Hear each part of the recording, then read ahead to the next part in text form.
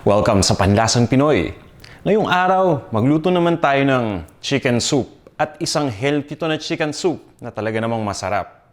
At ang tawag ko dito ay chicken asparagus soup. Ito yung mga sangkap o yung mga ingredients na gagamitin natin para sa ating dish. Chicken, spinach, syempre kailangan natin ng asparagus, siniwa ko lang. Sibuyas, bawang, kailangan din natin ng asin, ng ground black pepper, at ng Knorr chicken cube. Bukod dito, gagamit din tayo ng mantika at ng tubig. Kung handa na kayo at handa na rin lahat ng sangkap, o di tara na, magluto na tayo. Ang una natin kailangan gawin ay i-prepare muna yung manok sa pamamagitan ng pagpapakulo. Kaya nagpakulo lang tayo ng tubig. So ito na yung tubig na pinakulo natin. Ayan. Yung manok, hindi natin lulutuin to ng buo sa sabaw. Kumbaga, papakuluan ko muna to at pagkatapos ay isi-shred lang natin. Ang kagandahan dito, itong tubig na gagamitin natin sa pagpapakulo ng manok, ito na yung magiging chicken stock. So kakapit dyan yung lasa ng manok, magagamit pa natin yan mamaya sa sabaw. Ayan. Para mas mabilis yung pagkulo, takpan lang natin. At papakuluan ko lang to ng mga 20 minutes. Pagkalipas ng 20 minutes, tatanggalin na natin yung manok dito sa lutuan at isi-shred lang natin. Huwag niyong kakalimutan na dapat i-save natin yung tubig o yung liquid. Yun yung magiging chicken stock dahil gagamitin natin yun maya-maya lang. O pabayaan lang muna natin kumulo ito at 20 minutes. After 20 minutes, tingnan na natin, i-check na natin at once na ready na, pwede na nating i-shred itong manok. Ayan, at this point ay ready na itong manok. So, napakuluan na natin at gaya nga ng sinabi ko kanina, malasang-malasa na itong liquid dito. Ito na yung chicken stock. So, ang gagawin ko, tatanggalin ko lang muna itong manok. At ipapa-cool down ko lang ito. So, ang gagawin natin pagka-cool down ng manok, mamanumanuhin na natin ito, pipilasin natin o i-shred natin. Gamit lang ang ating mga kamay. Basta importante magugas tayo mabuti or gumamit tayo ng gloves. Yan, para talagang siguradong malinis na malinis. So at this point, ay ready na tong chicken. Na-shred na natin, At yung sabaw, eto, tinabi ko lang muna. Gagamitin natin maya-maya. Magpapainit lang tayo ng lutuan natin. At uumpisa na natin yung pagluluto ng ating chicken asparagus soup. Ang una natin gagawin ay igigisa muna natin yung bawang at yung sibuyas. Maglalagay lang ako ng mantika. Yan, pabayaan lang natin na uminit itong mantika. At once na mangyari yan, ilalagay naman na natin itong sibuyas. Ito yung una nating igigisa.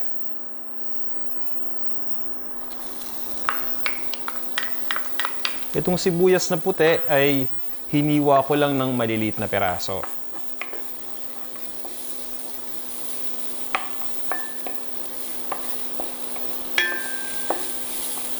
Mas maganda sana kung yung gagamitin nating amount ng mantika ay yung tamang-tama lang. Mga 2 tablespoons to 3 tablespoons, okay na yan. Pero kung mas konti, mas maganda sana para hindi lumulutang yung taba sa sabaw. Ilagay na rin natin yung bawang.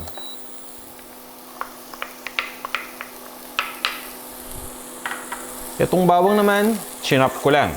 Ganun lang kasimple. Itutuloy lang natin ang pag-isa dito hanggang sa lumambot na yung sibuyas. Yung bawang, pabayaan lang natin na mag-brown ng konti yung outer part. At pagkatapos nyan, ire-ready na natin itong manok. Yan. Halo-halo lang.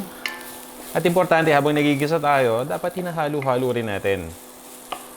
Para ma-distribute yung mga ingredient, para yung pagluto dito magiging pantay.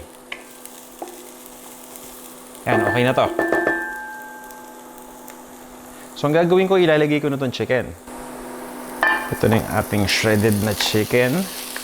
At pagdating nga pala sa parte ng chicken, bahala na kayo kung anong gusto ninyong parte. Yung ginamit ko dito ay yung chicken breast. Pwede kayong gumamit ng ibang part. Pwedeng chicken thigh o pwedeng chicken drumstick. Total, isa-shred naman natin yun pagkapakulo. Ayan. So, igisa lang natin to sandaling-sandali lang. Para lang kumapit yung lasa ng bawang at ng sibuyas. At hindi na natin to kailangan lutuin pa ng matagal. Dahil nga, di ba, napakuluan na natin tong manok, so malambot na to. Yun yung kagandahan yan. So, once na nagisa na natin yung chicken, ay ilalagay ko na yung chicken stock. So, didiretso lang natin dito itong pinagpakuluan natin ng manok. Yan. At pagkatapos nun, pabayaan lang muna natin na kumulo, ha?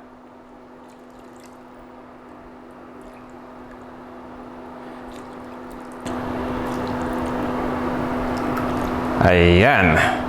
So, ang gagawin ko dito, papakuluan lang natin, ha? Pabayaan lang muna natin kumulo. At habang pinapakulo natin itong liquid, mag-joke-joke muna tayo. Gusto nyo ba ng corny joke? Yung tagahawak ko ng camera, gusto kaya? Gusto nyo ba ng corny joke? Yeah! Yeah! Si Mrs. ang tagahawak ko ng camera. So, yan. Nagre-react na siya. Ayan, ito. Meron akong corny joke para naman malibang naman tayo habang naghihintay. Okay? Okay, wag sana kayo mainis, ha? Okay? Ito. Ano ang tawag sa maliit na unan? Ano? O, di unano. Nye! Ito pa. Isa pa. Ano ang tawag sa batang bull? Ano? Di bulilit. Nye! Isa na lang. Mukhang asar na yung mga nanonood. Isa na lang. Anong klaseng pagkain ang nakakapagbukas ng kandado? Ano? Di sushi. Nya! O yan. Basta hintay na natin na kumulo itong ating liquid. At once na kumulo na, ilagay na natin yung ibang mga sangkap. At this point ay kumukulo na itong liquid. Ibig sabihin yan, pwede na nating ilagay itong ating Knorr chicken cube.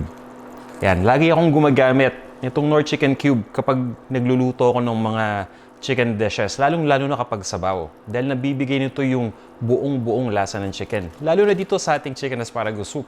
Perfect na perfect yan. Ang gagawin natin yun ay hahaluin lang natin ito. At pagkatapos ay tatakpan lang natin itong ating lutuan. Papakuluan lang natin ito ng mga 5 minutes lang. Okay. At makaranong 5 minutes, ilagay na natin yung asparagus. Ito, okay na to. Ayan na yung usok. So at this point, malasang-malasa na yung sabaw. Ilalagay na natin itong asparagus. Ito ay fresh na asparagus. Ang ginawa ko ay hiniwa ko lang para umikse, no? So malilit na peraso na ito na fresh asparagus. Pero dun sa iba sa inyo na walang access sa fresh asparagus, pwede tayong gumamit ng asparagus na delata. So haluin lang natin. At itutuloy ko lang ang pagluto sa asparagus ng 5 minutes pa uli. At after 5 minutes, ilagay na natin yung spinach. At timplahan na rin natin ito. Kung gusto ninyong mas maging malasa yung asparagus sa sabaw, pwede pa natin itong pakuluan ng mas matagal. So nasa sa inyo yan. Pero 5 minutes lang, sapat na. Ito, ready na itong ating asparagus. Ilalagay ko na itong spinach. Itong spinach ay pwede nating sabihin na optional ingredient. Kung wala kayong available na spinach, kahit yung asparagus lang, okay na yan. Pero para mas maging healthy itong ating niluluto, yan, lalagyan ko lang ng spinach. At napakabilis lang maluto nitong spinach. So, once na malagay na natin ito, haluin ko lang. At pwede na natin itong timplahan. O yan, di ba? Tingnan niyo mabuti yung ating sabaw, di ba? Itsura pa lang, halata mong healthy na. So, ito, lalagyan ko lang ng ground black pepper. At ang gamit ko ditong seasoning ay asin. Pero kung gusto ninyong gumamit ng patis, nasa sa inyo yan.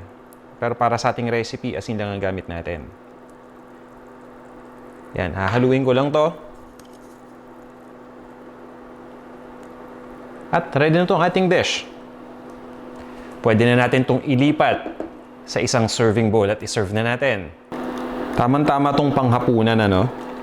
Lalo na dun sa inyo na gusto yung light lang yung kakainin. Pwede niyo itong kaninan o pwedeng itong sabaw lang. Para mabusog kayo, damihan nyo lang yung chicken at yung gulay. Solved na yan. Lalong-lalo na kung malamig yung panahon. Ako, okay na okay to.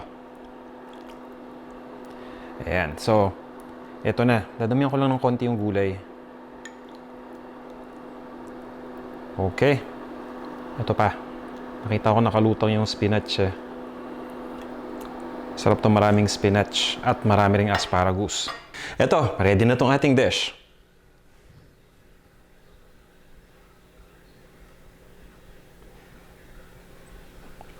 Tara, kain na tayo!